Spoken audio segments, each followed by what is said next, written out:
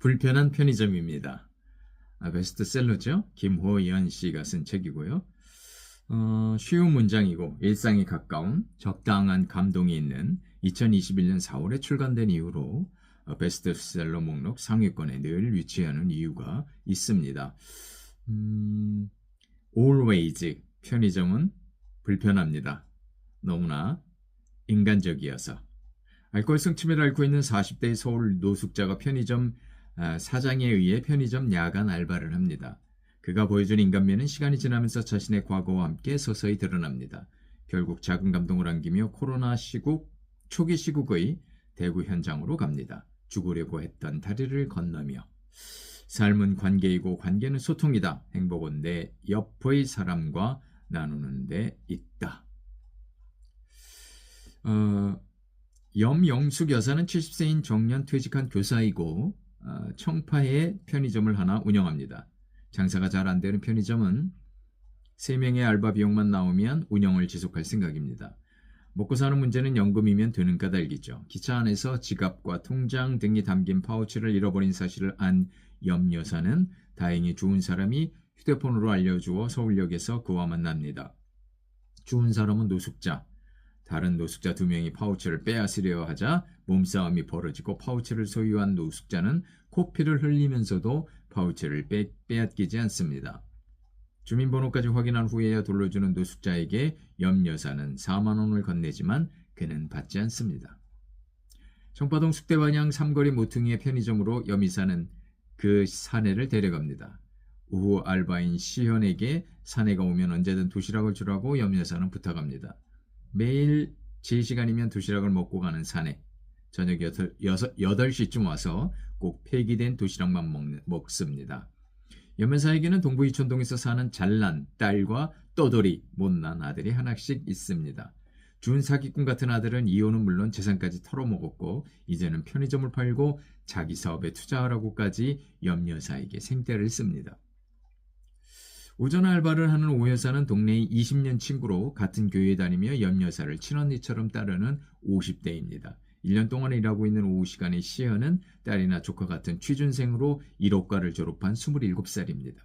야간 근무하는 성필은 50대 중반이며 동네 아저씨였던 그는 벌써 1년 반이나 근무하고 있습니다. 주말 알바는 숙대생이 주중 구멍 시간은 교회 청년회 학생들이 맡습니다. 장사가 잘 안 되는 게 문제이긴 하지만 염 여사에게 모든 알바는 가족 같습니다. 도시락 폐기 시간에 맞춰 노숙자 사내를 만난 염 여사는 그가 알코올성 치매로 나이와 이름을 모르고 그저 독고라고 불러달라는 말만 듣습니다. 재취업으로 갑자기 성필이 그만두자 염 여사가 야간 일을 합니다. 야간에 불량 청년들이 와서 행패를 부리는 때에 마침 덩치가 큰 독고가 상황을 해결합니다.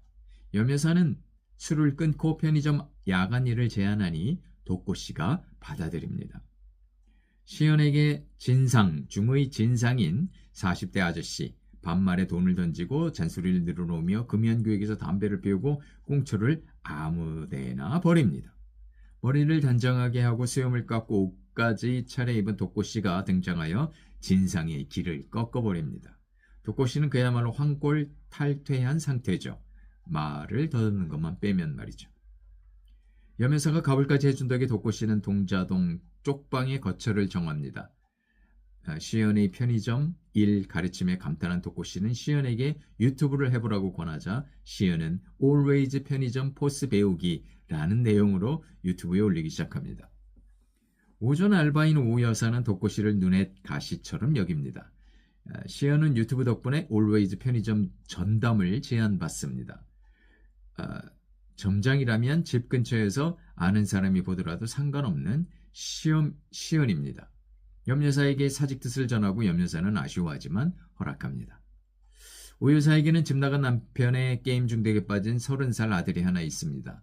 다니던 대기업을 퇴사하고 독립영화를 만들다가 망한 외아들은 어머니의 권위로 외무고시를 준비한다고는 하지만 우울증에 빠진 상태에 가까운 상황입니다. 삼각김밥 2개를 훔친 소년이 도망치다가 독고씨에게 잡힌 후 계산은 독고씨가 하고 소년과 독고씨는 나눠 먹습니다. 독고씨는 친절함 때문에 동네 할머니 단골이 늘어납니다. 도꼬씨를 싫어하던 오 여사는 어느 날 도꼬씨에게 아들 문제 등 자신의 고민거리를 털어놓으며 울음을 터뜨립니다. 아들 말도 잘 들어주라는 조언을 하는 도꼬씨. 삼각김밥 2+1까지 주면서 아들 주라고 합니다. 게임에는 삼각김밥이 최고라고. 44살인 경마는 매일 자정 전후에 5,000원으로 편의점에 가서 소주와 안주를 먹는 게 낙입니다. 내년이면 중학생이 되는 쌍둥이 때문에 돈 걱정이 태산이죠. 안 그래도 경마는 집에서 지금도 존재감이 없습니다. 야외 테이블에서 술을 마실 때 고독씨는 그에게 술을 끊으라며 옥수수 수염차를 건넵니다. 재수없음을 느끼며 한동안 발길을 끊었다가 다시 가니 작은 열풍기까지 틀어주는 고독씨입니다. 세상의 왕따인 자신에게 도꼬씨는 너무나 친절하게 대해줍니다. 결국 자신의 고충을 다 털어놓는 경마는 금주를 선언하고 아내와 딸들은 응원합니다. 쌍둥이가 1+1이 아니어서 사가던 초콜릿을 안 사간다며 이제는 1+1이니 사가라고 경만에게 권하는 도꼬씨. 엄마가 아빠는 힘들게 돈을 벌고 있으니 1+1만 사라고 했다고 합니다. 경만의 눈에는 눈물이 흐릅니다. 39살인 정인경은 지난 가을 원주에 있는 박경리 토지문학관에서 지냈습니다. 배우를 하다가 쓴 희곡이 신춘문예에 당선되어 전업작가가 되었지만 아이디어 고갈과 달아버린 필력으로 애를 먹고 있습니다. 문학관에서 광주의 한 대학의 안식령 교수인 희수쌤과 친하게 지냈는데 자신의 딸이 방학 3개월 동안 전세 빌라집을 비우니 대신 들어가 살라고 제안합니다. 숙대 앞 편의점 바로 앞의 3층 빌라입니다. 편의점에는 자신의 취향과 맞는 것이 거의 없고 전자레인지도 AS 중이랍니다. 그야말로 불편한 편의점이죠. 우랑우탄 같은 도꼬씨의 부담스러운 친절도 마음에 안 듭니다. 집에서 내려다본 편의점에서 경만의 술자리 과정을 모두 관찰하면서 도꼬씨에 대한 흥미가 생긴 인경은 그와 대화하면서 취재 비슷한 걸 하게 됩니다. 자신의 나이 때문에 연극을 그만두게 했던 연극단 대표가 자신의 아이디어를 대충 듣고는 계약을 하자고 합니다. 불편한 편의점을 연극에 올릴 예정입니다. 염여사의 아들인 40살 강민식은 명문대학 지방캠퍼스 출신으로 간신히 졸업한 후 이른 성공과 더불어 무리하게 사업체를 키우다 망했고 불운한 결혼 생활에 이어 이혼한 후에는 비트코인 투자 실패까지 경험했습니다. 아버지 유산으로 편의점을 차린 어머니에게 반항하여 선후배들 집을 전전하고 있는 그는 후배의 에일 맥주 사업에 어머니를 끌어들이려 합니다. 편의점에서 유세를 떨던 민식은 도꼬씨에게 말로써 아픔을 당합니다. 편의점을 팔자고 회의하는 민식에게 도꼬씨는 또 다른 장애물입니다. 결국 민식은 흥신소 곽씨에게 독고의 뒷조사를 부탁합니다. 과거 형사였다가 뇌물수수로 걸린 곽씨는 이혼하여 지금은 독고 노인이기도 합니다. 압구정동 성명학과를 방문하여 원장을 만난 도꼬씨를 추적하는 곽씨. 원장에게 거짓 형사 행사를 하다가 탈로가 나 치욕까지 당하지만 원장이 도꼬씨를 죽이려 한다는 사실을 알아냅니다. 편의점 야외 테이블에서 맥주를 마시는 곽씨에게 데운 핫바와 열풍기까지 내어주는 도꼬씨의 따뜻한 친절에 눈물을 흘리는 곽씨. 결국 민식에게 의뢰받은 사실을 털어놓습니다. 도꼬씨는 안 그래도 그만두려고 했으니 약속한 잔금 200만 원은 꼭 챙기라는 말까지 곽씨에게 합니다. 그 대신 도꼬씨는 곽씨에게 죽은 사람 하나를 찾아달라고 부탁합니다. 곽씨는 도꼬씨 대신 야간 알바까지 하겠다고 약속합니다. 도꼬씨는 노숙자 선배 노인의 덕분으로 간신히 살아났습니다. 자신을 독고라 한 그 노인은 알고 지낸 지 1년 6개월 즈음에 죽었습니다. 사내는 그래서 자신의 이름을 독고라 지었습니다. 2년 동안 서울역에서 노숙자로 지내다가 염여사를 만나 사람이 된 도꼬씨. 냉동인간 뇌에 열선이 깔린 듯한 느낌이 되어 점점 기억이 되살아납니다. 옥수수 수염차로 금주에 성공한 도꼬씨는 아내와 딸이 있다는 것까지 기억이 납니다. 아내와 딸에게 소통 불가인 일방통행이었던 자신의 무관심과 오만함을 깨닫고 이제는 역지사지의 마음이 되어 사람에 다가가는 방법을 터득합니다. 코로나로 인한 마스크와 손 소독제를 사용하다 도꼬씨는 자신의 직업이 생각났습니다. 의사였습니다. 한심한 형도 있었습니다. 엄마는 일찌감치 집을 나갔고 아버지는 마기를 했죠. 주민등록을 살리고 아이디와 비번까지 살리니 예전이 나가 드러납니다. 과거 일했던 압구정 병원을 찾아 4년 만에 원장을 만났습니다. 그간의 병원 일을 알리겠다고 하자 원장은 죽이겠다고까지 협박하니 독고씨는 그를 향해 주먹을 날립니다. 정 작가는 대본이 완성되어 대학로로 떠납니다. 의료기기 세일즈맨이었던 경만에게는 영업에 도움이 되라고 자신의 의사대학 동창 전화번호를 알려주는 독고씨. 시연이 운영하는 편편 채널로 곽씨가 포스 사용법을 배웁니다. 염여사의 아들은 편의점에 있는 곽씨를 보고 분노하는데 염여사는 아들의 양조장 일이 사기였음을 확인합니다. 오선숙은 아들과의 관계를 회복했습니다. 경기 남부의 한 읍내 추모공원 더 홈의 그린 A303 곽씨가 독고씨에게 알려진 곳입니다.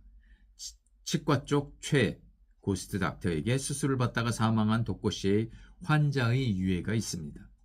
22살의 여자로 취업을 위해 아르바이트로 해본 돈으로 수술을 받던 환자였습니다. 원장은 어느 법조인을 통해 의료사고로 처리한 탓에 기소조차 되지 않았고 적당한 보상금과 독고씨의 퇴직으로 무마되었습니다. 독고씨는 당신 한 명의 환자라도 더 받기 위해서 당시 한 명의 환자라도 더 받기 위해 대리수술을 허용한 것이었죠. 흐르는 눈물로 속죄를 고하는 독고씨입니다.